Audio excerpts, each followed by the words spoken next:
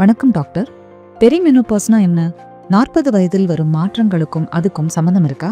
வணக்கம், நான் டாக்டர் கிருஷ்ணவேணி. சிம்பிளா சொல்லணும்னா பெரி அப்படிங்கிறது சுத்தி அல்லது பக்கத்துல, மெனோபாஸ்னா மாதவிடாய் முழுசா நிக்கிறது.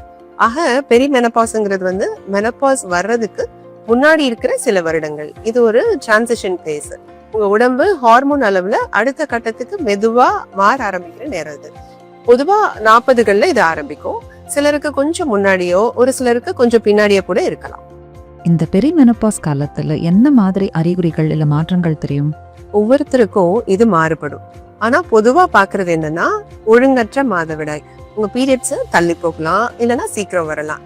பிளட் ஃப்ளோ, ரத்தப்போக்கு அதிகமாகலாம், இல்லைன்னா ரொம்ப கம்மியாகலாம். அடுத்தது சூடான உணர்வு, அதாவது நைட் ஸ்வெட்ஸ், ஹாட் ஃபிளாஷஸ். திடீர்னு உடம்பெல்லாம் சூடாகி வேர்த்து விறுவிறுக்கிற மாதிரி இருக்கலாம். நைட்ல இது நடந்தா உங்களோட தூக்கம் பாதிக்கும். அடுத்து தூக்க பிரச்சனைகள், சரியா தூக்கம் வராம இருக்கலாம், இல்ல அடிக்கடி முழிப்பு தட்டிட்டே இருக்கலாம். மூட்ல சேஞ்சஸ், சட்டுன்னு கோபம் வரும், அழுக வரும், இல்லைன்னா காரணம் இல்லாம எரிச்சலா ஆத்திரமா வர மாதிரி உணரலாம். பிரெயின் ஃபாக், சின்ன சின்ன மறதி, கவனக்குறைவு, ஒரு பேசிட்டே இருக்கும்போது ஒரு சரியான வார்த்தைக்காக தடுமாறுறது, இது மாதிரி இருக்கலாம். இது இல்லாம பிறப்புறுப்புல வறட்சி, உடல் சோர்வு மாதிரியான விஷயங்களும் சிலருக்கு இருக்கலாம். ஓ, இத்தனை பிரச்சனை இருக்கா? இதெல்லாம் நார்மல் தானே டாக்டர்? ஆமா, இது ரொம்ப ரொம்ப நார்மல். பெரிமெனோபாஸ் ஒரு வியாதி கிடையாது. ஒரு பெண்களோட வாழ்க்கையில வயசாகும் போது இயற்கையா நடக்கிற ஒரு ஹார்மோன் மாற்றம். எப்படி டீனேஜ்ல ஹார்மோன் மாற்றங்கள் வருதோ அதே மாதிரி இதுவும் ஒரு ஸ்டேஜ். இது பெரிய கோளாறு இல்ல, இது கம்ப்ளீட்லி நேச்சுரல். சரிங்க டாக்டர், இதுக்கெல்லாம் காரணம் என்ன? ஏன் இந்த மாதிரி மாற்றங்கள் வருது? இதுக்கு முக்கியமான காரணம் உங்க உடம்புல ஈஸ்ட்ரோஜன் ஹார்மோனோட அளவு மாறுறதுதான்.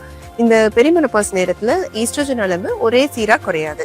சில சமயம் ஏறும், சில சமயம் சட்டுன்னு இறங்கும்.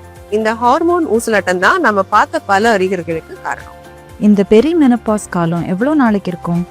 இது ஒவ்வொருத்தரோட உடம்பை பொறுத்தது. சிலருக்கு சில வருடங்கள் இருக்கலாம், சிலருக்கு 5 to 10 வருஷம் கூட இந்த அறிகுறிகள் மெதுவா வந்து போகலாம்.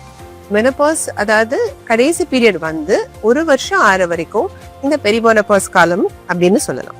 ஓகே டாக்டர், இது நேச்சுரல்னு புரியுது. பட் இந்த அறிகுறிகள் ரொம்ப தொந்தரவா இருந்தா சமாளிக்க என்ன செய்யலாம்?